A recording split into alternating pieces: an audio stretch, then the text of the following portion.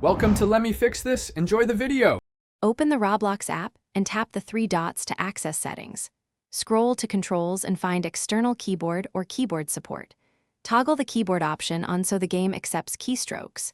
You will need the keyboard connected before launching most games for full mapping. If prompts appear, allow input permissions for Roblox on your mobile device. After enabling, restart the Roblox app to ensure settings apply and the keyboard responds during gameplay. Pair your Bluetooth keyboard through your phone or tablet settings before opening Roblox.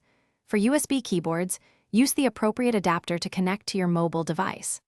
Launch Roblox and join a game to test keys such as WASD, arrow keys, and space.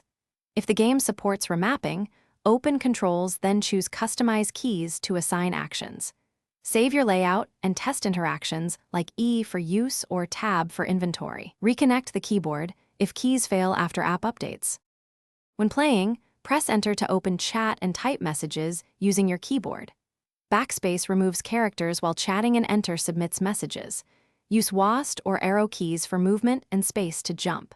Press E to interact with objects and Tab to open your inventory when supported. Use Control plus another key for shortcut commands in games that accept modifiers.